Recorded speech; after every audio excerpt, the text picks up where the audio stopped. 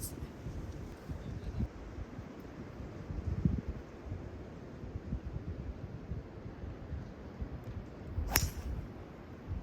right at him.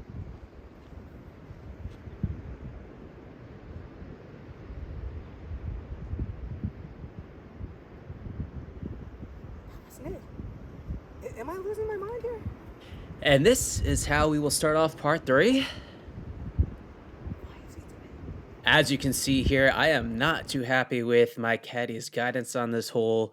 He pointed me in a direction that I should not have been swinging at. I should have been aiming well further right. Ah! There it is. I knew it.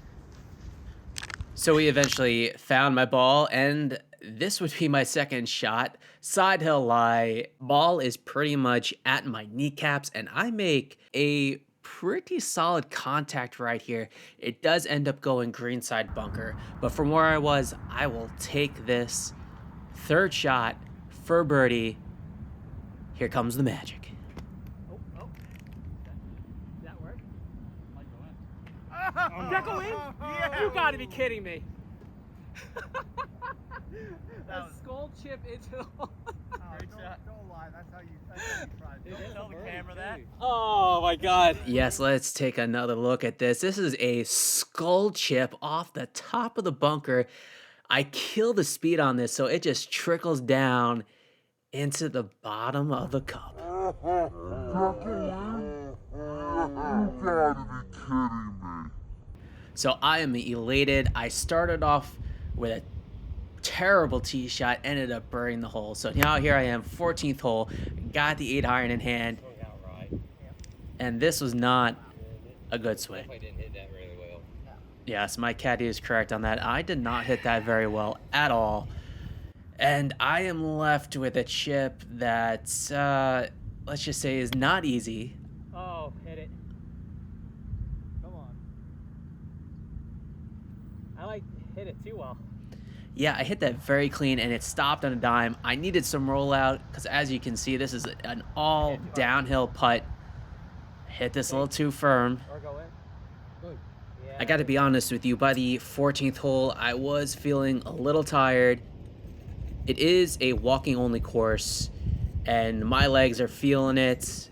I've had some knee problems over the past year, so the knees were kind of barking at me, as you can see, even bending down to get to that ball.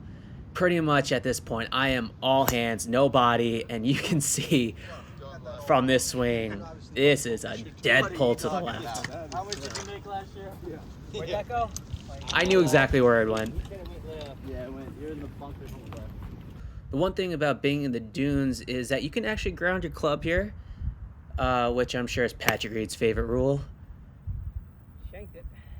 Yeah, that, I don't know if that was a shank or if I just had my club face wide open, but I am a good 40 yards right of target. So this is my third shot.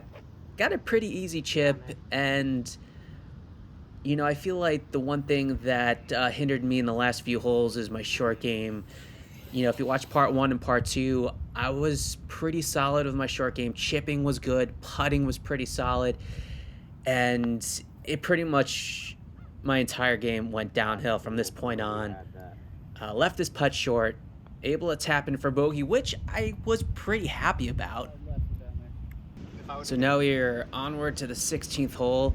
I was thinking to myself, let's just get through these last 3 holes. And this is another tee shot. Disastrously pulled to the left. Alright, maybe. And we ended up not finding this, so I had to take a drop here. This would be my third shot in a par 5, which, you know, these par 5s I feel like are gettable. And losing this ball was obviously hurting me mentally as much as I've been hurting physically. So now we got wedge in hand, around 80 yards on my 4th shot in this par 5.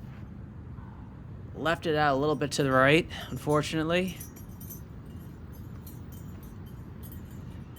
My caddy nicknamed my bag Bessie because it sounded like it was putting cows out to pasture.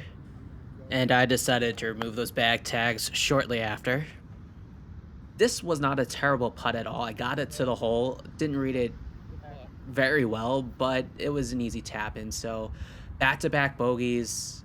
I'm 4 over through the last 3 holes onto the 17th, and yet again, just another pull well left of my target line. You can see that I'm pretty much all hands at this point. I feel like I'm just not, my body isn't turning the way it was earlier in the round. And I've got this insanely difficult chip shot. This is one of those shots that just all feel, and I've got none of it going on right now. So this is for par, trying to make up and down here. Left myself with a pretty decent bogey look, but What am I doing? the anger is setting in. Missed it well right. Tap in for a double bogey, which puts me 6 over for the last 4 holes. And as you can see from that 10 over mark, 84 is starting to creep in. My club went left. That ball went way right. We can find it. We can hit it. And I'm starting to think to myself that I pretty much blew this round. We ended up finding my ball. Thank you for my caddy, Cole Cuts. We searched well beyond the 3 minutes. We found the ball and whacked it out. Barely got back in play. So now we're looking at 104 yards. Got the sand wedge in hand. And to be honest with you, I just want a sandwich in my hand. I'm hungry. I'm tired. And at this point, all I'm thinking about is the 2-putt. Gets me to 83. Felt like I had a decent line, but I just hit that way too hard.